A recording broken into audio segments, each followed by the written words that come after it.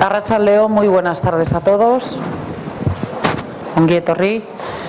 Vamos a dar comienzo a la rueda de prensa correspondiente a la película proyectada en pase de prensa esta mañana dentro de la sección oficial de esta 58 edición del Festival Internacional de Cine de San Sebastián. Se trata de la película Misterios de Lisboa, que van a presentarnos en rueda de prensa a continuación su director, Raúl Ruiz, los intérpretes de la película, Adriano Luz, Clotilde Esme, María Yao Bastos, Ricardo Pereira, Alfonso Pimentel y el productor Paolo Branco y el guionista de la película, Carlos Saboga. Antes de dar comienzo al turno de preguntas, vamos a dejar que el director de la película, Raúl Ruiz, nos cuente un poco cómo fue el comienzo y cómo se ha ido desarrollando este proyecto tan singular. Señor Ruiz, por favor. Yo, sí. Bueno, este es un proyecto que tiene muchas capas y muchos niveles, como todos los trabajos que me ha tocado hacer en Portugal, que ya son 20 películas desde hace 30 años hasta ahora. Muchos niveles, digo, porque por un lado es una manera de reencontrar lo que fueron mis primeros trabajos, que esas telenovelas. Yo hacía fines de capítulo de telenovelas mexicanas cuando tenía 20 años y hacía teatro de vanguardia. Entonces, siempre, periódicamente, cuando voy a Chile o cuando hablo con mexicanos, también digo, pero ¿por qué no me dejan hacer una telenovela si es lo que más me gusta? A mí me gustan telenovelas y películas de danza. Y bueno, dicen, no es para ti, qué sé yo. Y de repente Pablo me sale con esto, que es una manera de cerrar el ciclo vital, que ya se va cerrando, y que permite trabajar con una estructura que no es tan simple como se cree, que es la estructura del folletín. El folletín no es solo que las cosas van de mal en peor hasta que viene un milagro, que es que se gana la lotería o algo así, y todo va bien. El folletín, digamos, entendámonos, si lo tratamos como un folletín clásico, por ejemplo, sería las crónicas italianas de Stendhal. Stendhal hace, de alguna manera, historias folletinescas. Hay muchos, Balzac se puede decir también, y por supuesto Los misterios de París de Eugène Sue. De manera que tomé todo esto y con mucho entusiasmo leí la historia. La primera conversación que tuve con Carlos Saboga, el guionista, era eso. Decía que, recuerdo que hablamos de que en la novela, las tres novelas que componen Los misterios de Lisboa, se llora mucho. Se llora, tiene un promedio de 3 llanterías por página, más o menos. Entonces, sacarlas un poco, dejar una llantería cada 20 páginas y ya está. Y después que la llantería no se llore, sino que se sufra, que se vea, que se debería llorar y no se llora. Bueno, ahí, en esto me entretuve mientras hacía la película, y me entretuve mucho. No sé si respondo a algo. Yo tengo el problema que, como no entiendo nunca bien las preguntas, contesto otras cosas, pero...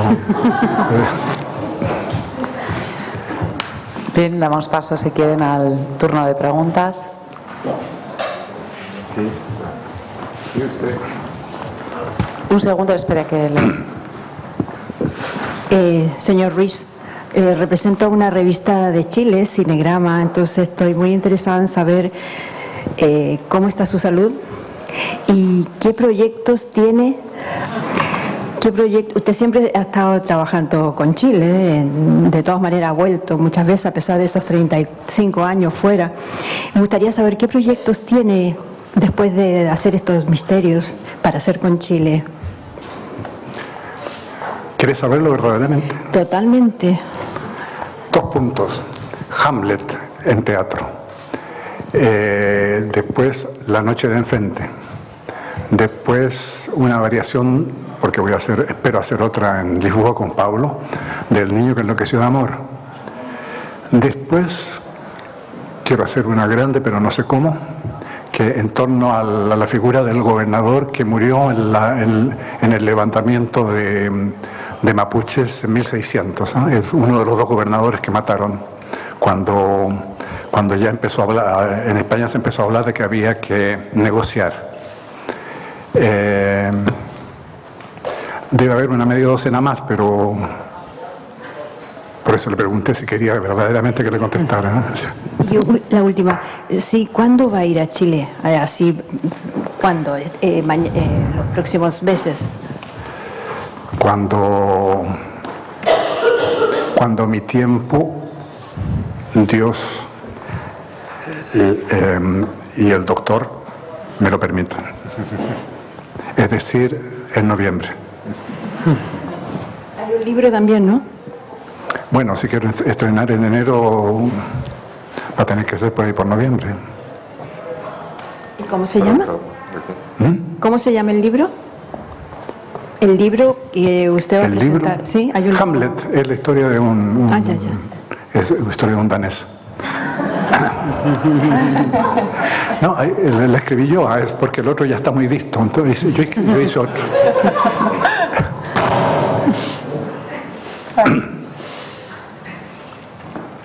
Siguiente pregunta, por favor.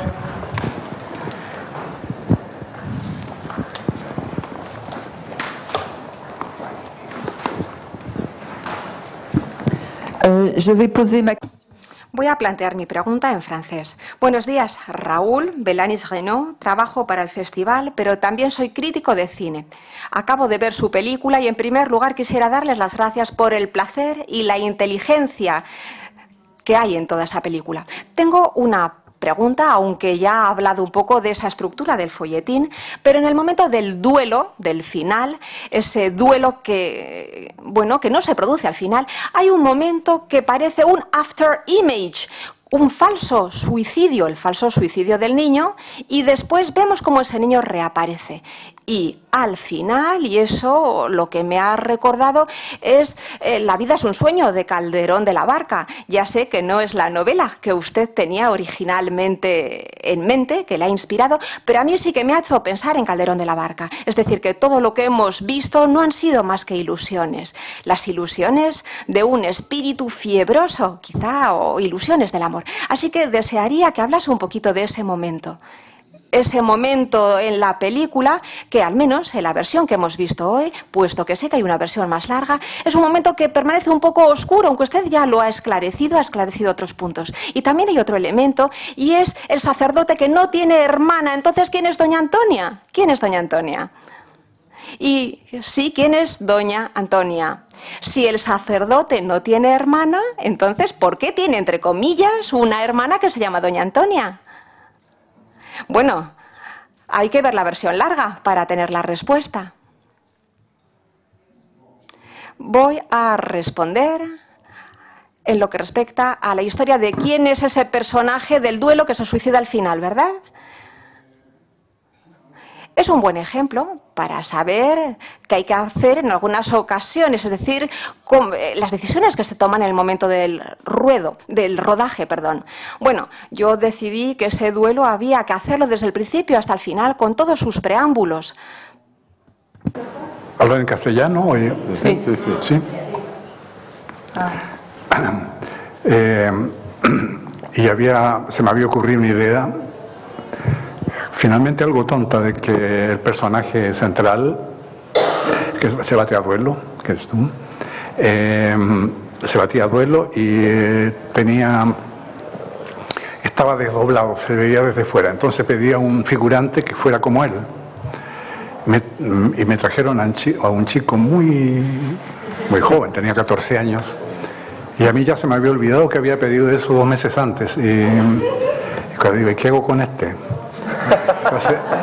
Entonces empecé a pensar ahí, de repente decía, bueno, que puede hacer de médico, pero el chico de pinta de médico no tenía. Entonces, finalmente me acordé que por aquella región de Portugal y sobre todo más arriba en Sintra, de todas partes de Europa la gente, los jóvenes iban a suicidarse. Era un lugar de suicidio. Entonces se me ocurrió que durante toda la escena del duelo se superponía con una escena de alguien que se va a suicidar. Imaginemos un inglés que se va a suicidar.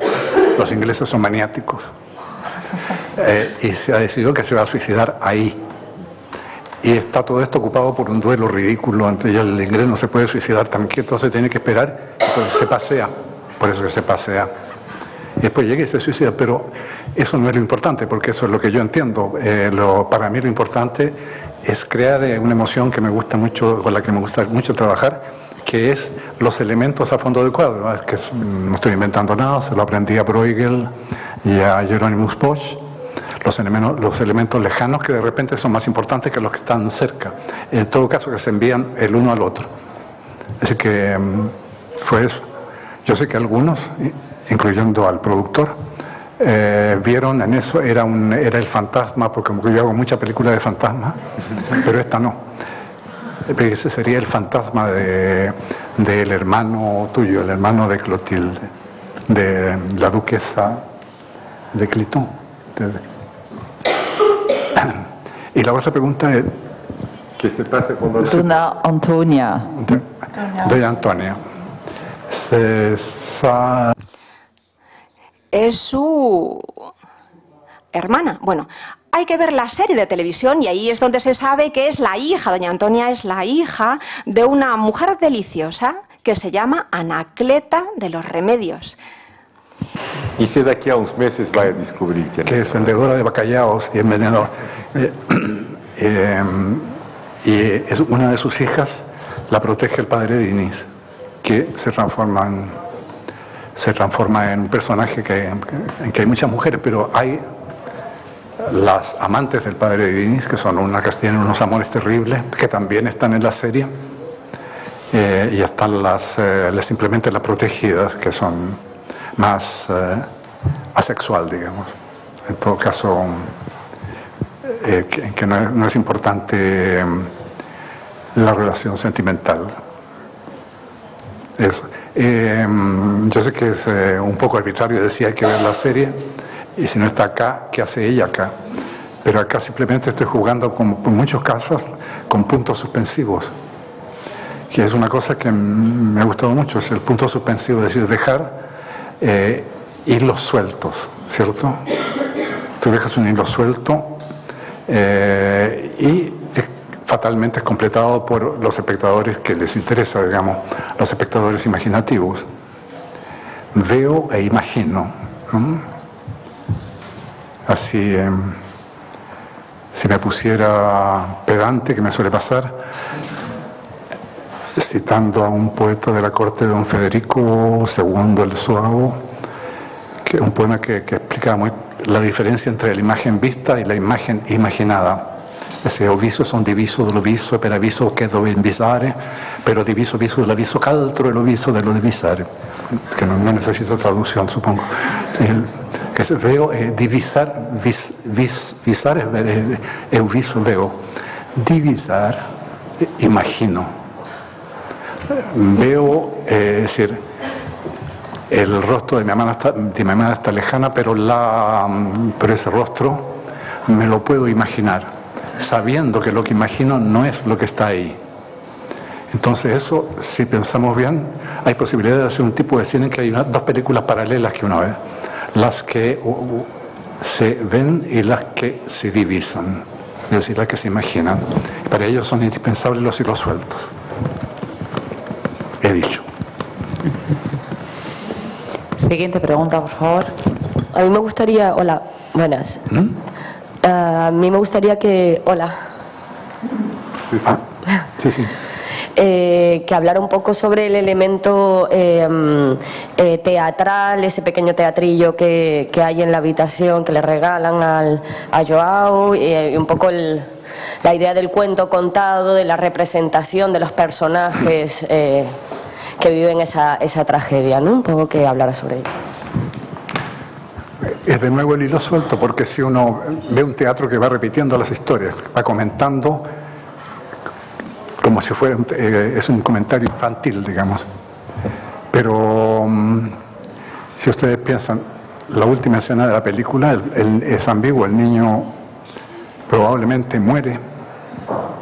Y como dicen que cuando uno muere ve toda la vida que pasó, un niño que tiene muy poca vida, muy poco vivido, puede que se imagine todo lo que habría sido. Es eso. Es una de las opciones de la película, que en realidad todo lo que vimos es nada más que a lo que él imaginó mientras moría. Siguiente pregunta, por favor.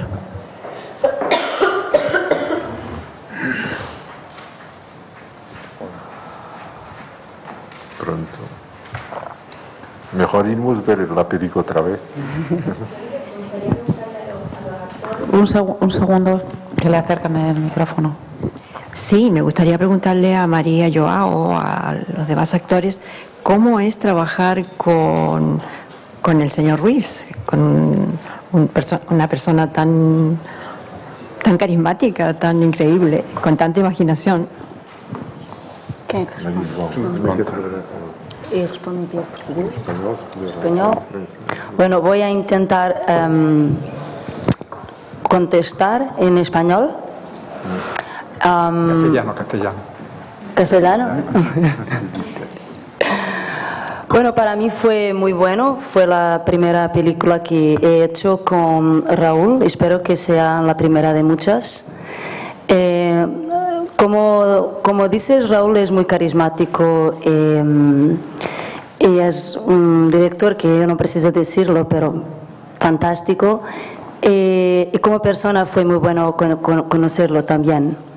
Y es muy fácil de trabajar con él porque no lo sé cómo hace, pero consigue llegar donde quiere, consigue llevarnos donde quiere sin pedir mucho.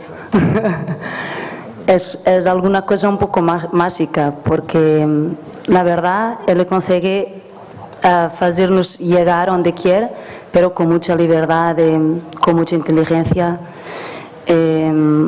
Bueno, fue muy bueno para mí y estoy muy grata y muy orgullosa de nuestro trabajo. Se habla muy bien, ¿sí? Gracias.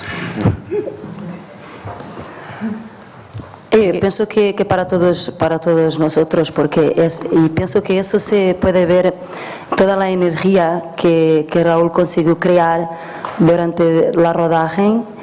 Pienso que eso se puede ver en la película.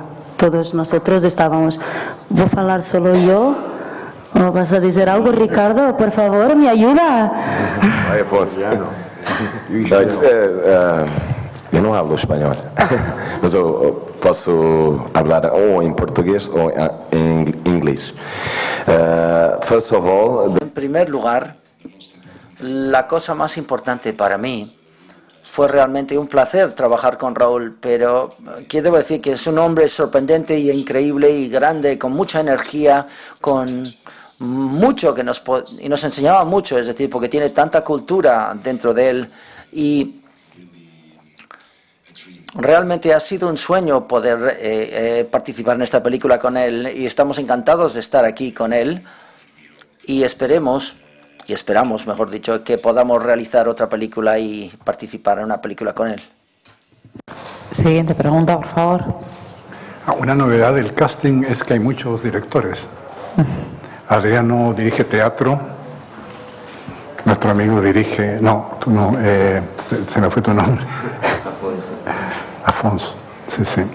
Director de telenovelas, ¿no? También, sí.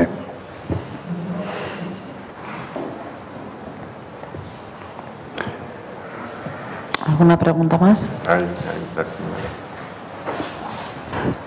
Bueno, yo soy de Brasil y a mí me gustaría saber primero por qué toda la gente en la peli en portugués y a la parte que toca Brasil, ¿por qué Brasil? Porque la peli llega hasta Brasil, ¿no? Bueno, Brasil está en la novela y por lo tanto está en el guión. De hecho, en el guión estaba previsto que la película empieza en Brasil y el personaje se acuerda de su vida desde Brasil. La idea de no usar el comienzo Brasil es para crear esa idea de, llamémosla mágica, esa opción de que esta película está imaginada por alguien que tiene 14 años y que es el mismo muy melodramático. El otro elemento brasileño, entre comillas, es que para presentarla yo decía que era una telenovela brasileña comprimida, en aspirina, digamos.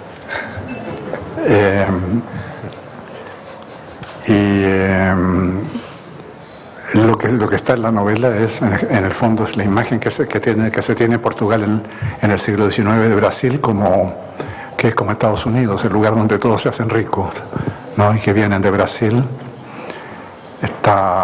Hay muchos millonarios esotéricos, masones, liberales, hay anarquistas. Brasil es un territorio un territorio mágico e inexplicable también para la gente de esa época. Sí es cierto lo que cuenta Oliveira Martins, historiador del Portugal contemporáneo.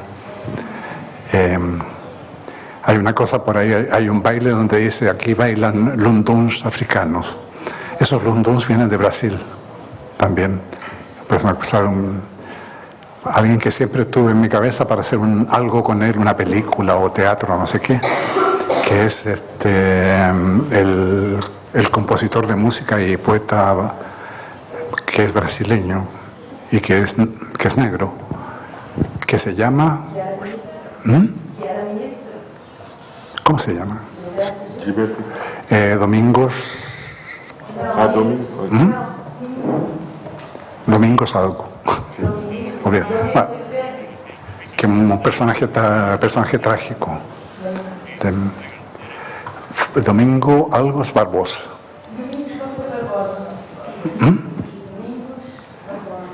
Barbosa. Domingo Barbosa. No, Domingo son dois. Barbosa é a mãe. Tem que perguntar lá no Brasil. Bueno, que um personagem que é boêmio, algo bêbado, bocadinho bêbado, muito bêbado. Não? Y así me había venido la idea. Brasil, esos personajes que están por aquí y por allá, de repente se juntan solos, como dicen que hacen algunas partículas, y hacen una explosión y sale una película. Siguiente pregunta, por favor. Ahí al fondo. Dos.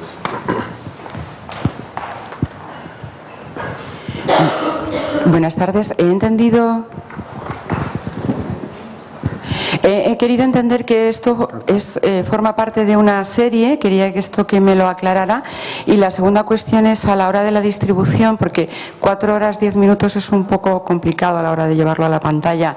¿Cómo tenían, en cines me refiero, si me podían informar sobre eso? No sé quién le contesto, se me perdió la orientación. ¿La primera que era? Pero que está la serie hace parte de un proyecto que es una serie de televisión. Bueno, la ventaja de hacer para el cine 4 horas y tanto, que 4 horas y media casi, es que uno ya está seguro que no va a tener multitudes, lo que siempre es agradable. No para el productor, pero para el productor también, yo creo, sí, es agradable. Y para mí es también una cosa que quería desde hace mucho tiempo, tener el espacio para hacer respirar la película. Yo recuerdo experiencias con películas bastante largas, hindúes, la primera de Satyajit Ray, y las versiones hindúes, o las versiones de repente largas de películas que salían más cortas. Las italianas, que yo veía, recuerdo una película italiana que la debo haber visto cuando tenía unos 10, 12 años, y era tan larga y pasaban cosas tan de todos los días y con un fondo muy dramático que era la guerra, que cuando la película se iba acabando ya me empezaron a dar ganas de llorar. Yo, que no había llorado con ninguna de los dramas de la película, lloré porque se iba a acabar, porque me había acostumbrado con los personajes y se me había ocurrido que eran parte de mi familia, que es una de las fuerzas de las telenovelas. A los que tienen la suerte de hacer telenovelas, transforman a los personajes en partes de la familia de países enteros. Y para mí el arte, esa forma de arte popular, me interesa mucho. No digo para redimirla, porque no veo por qué voy a andar redimiendo telenovelas ajenas, sino para utilizar ese espacio, en esta parte de la historia de la humanidad, en que todo va rápido, es bueno de repente tomar distancia. Y dentro de las películas es muy bueno tomar distancia, es decir, hay un sociólogo, Norbert Elias, ¿no? Dice que en todas las estructuras sociales hay un aspecto que él llama el involvement, el estar envuelto, el estar concernido, y la distancia, que usa la palabra alemana Distanzierung, que no es la de Brecht, es simplemente tomar distancia, ser contemplativo. Lo que no quiere decir que haya que contemplar paisajes y hacer morir gente, sino que de repente alguien rascándose la nariz puede ser un paisaje y una batalla puede ser un desierto vacío. Ese no es... entonces,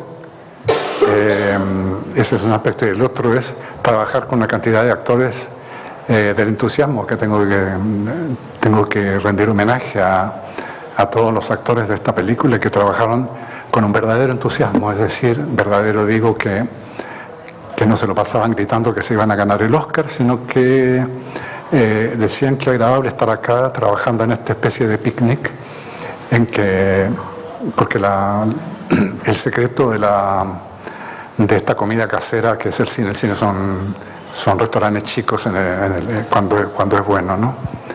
Que es que no va a haber violencia en el plató, en el set. La violencia está delante de la cámara, pero a mí no me enoja nadie, porque yo vine acá para estar tranquilo y que me dejen dormir siesta, y no para andar gritando por ahí. Sobre todo que, como me decía un crítico argentino, ¿cómo haces para dirigir películas con esa vocecita que tenés?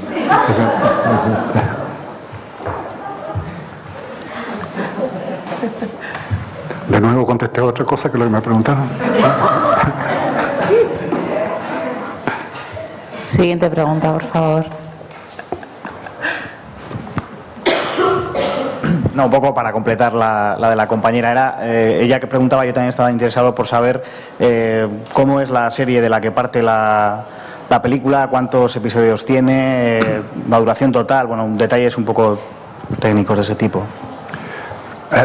La serie es otra cosa, están aparentemente las mismas imágenes, pero hay, por ejemplo, escenas que están en la serie y no están acá, pero también hay escenas que están en la película y no están en la serie. La escena en que el padre Diniz está en su cuarto de recuerdos, por ejemplo, no está en la serie. La serie es más focalizada y es más por capítulo y es más paródica. Es más un homenaje a Castelo Branco, es menos una película, llamémosla de autor o lo que sea. Es decir, la flecha narrativa, para llamarlo de alguna manera, es más fuerte en la serie porque está dividida por capítulos también, ¿no? La parte, si aceptamos que la metáfora de que en cine hay dos extremos, uno es Guillermo Tell y el otro es la batalla de Azincourt. Guillermo Tell tiene una flecha, la dispara y le pega en la manzana en la cabeza de su hijo. Hay direccionalidad fuerte. La batalla de Azincourt, los ingleses le ganaron a Francia, a los franceses, con Robin Hood tirando flechas. Entonces ya no era una flecha, eran millones de flechas que caían en todas direcciones. Eso es lo que a mí me gusta y eso es lo bueno que tiene ¿cómo se llama? El folletín. Eso es lo que tiene de extraordinario el folletín. Siguiente pregunta, por favor.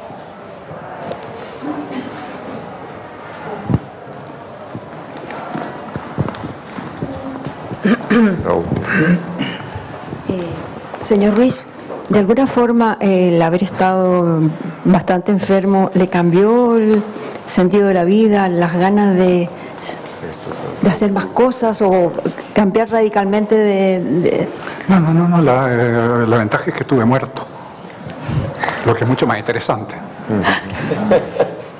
¿Pero de ahí puede partir otra idea para una película? Ahí me partió la idea de ir para Chile, pero la resistí. Porque supongo que después de muerto, todos los muertos se van a Chile. Una vieja idea que tenía yo, paranoica, de que cuando uno se porta mal, en vez de irse al infierno, se va a Chile. Usted salió de Chile el arrancando 74, del infierno. Arrancando. Pero ahora hay democracia. ¿Sí le gustaría establecerse de nuevo? Sí, pero algo les queda. Se contagiaron. La dictadura, más que un gobierno autoritario e injusto, es también una infección, ¿eh? Se infecta. Todavía queda mucho porque volvimos al gobierno de derechas. Sí, bueno, que esta es una derecha, hay que decir, hay que ser ecuánime, es una derecha más o menos, es una derecha liberal. Hay que decir que la dictadura también era liberal económicamente. Porque ahora le llaman liberal a todo. Bueno, también le llaman socialista a todo. Por ejemplo, el gobierno de acá es socialista. ¿Alguna pregunta más? Sí, quería preguntarle al productor, porque a mí tampoco me ha quedado claro. Yo entiendo que la película surge, o el proyecto surge a partir de la serie de televisión. Entonces, no es así.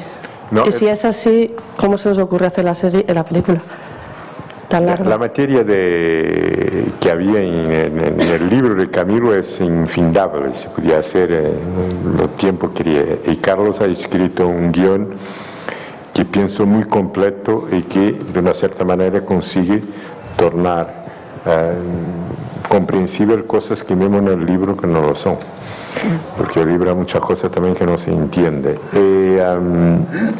Y de ahí donde Raúl tenía toda la libertad de hacer de ese guión lo que acrecentando, tirando lo que quisiera hacer, y teníamos un compromiso de hacer una serie y hacer un film, porque era la manera de financiar también todo este proyecto.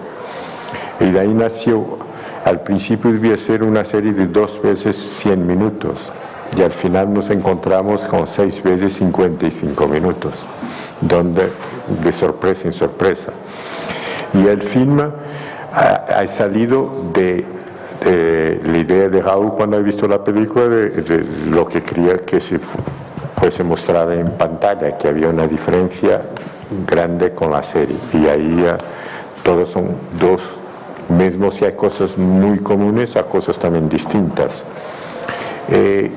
Yo quería responder sobre esa historia de cómo se distribuye una película de 4 horas y 10 minutos. Como productor puedo decir que es de mis películas que va a tener más espectadores de siempre. Yo he producido 250 películas, donde no tengo miedo de las 4 horas y 10. Si la película es buena, se encuentra su público, encuentra sus pantallas en toda parte del mundo. Si la película es mala, menos si tiene 1 hora y media, sabe lo que pasa.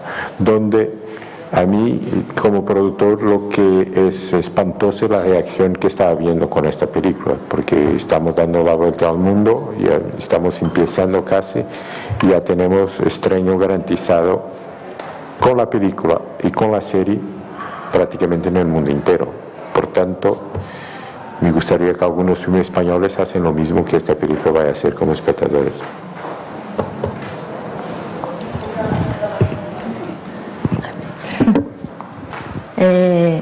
Hola. ha dicho que tiene ya la peli pensada para ser distribuida en todo el mundo y en Brasil. En Brasil ya tenemos contactos y tenemos un distribuidor. El película va a pasar en el Festival de São Paulo, no es su primer día, el 23. Ahí vamos a concluir la distribución y la venta a un canal televisivo. 23 de ahora, de septiembre. 23 de octubre. ¿Eh? En Chile vamos a ver, estamos las cosas, tenemos pedidos de mucha gente, ahora voy a ver, ahora vamos concretizando poco a poco. Espero que España no sea la excepción. Todavía no, se pasó hoy, ningún español he visto hasta hoy, donde mañana lo sabré. Donde la televisión, por ejemplo, esto tiene una precompra de arte de la televisión griega, la televisión Lagai y la televisión suiza y la televisión portuguesa. ¿Dónde? ¿Alguna pregunta más? Bien, pues muchísimas gracias a todos por su asistencia y muchísimas gracias a todos ustedes. Muchas gracias.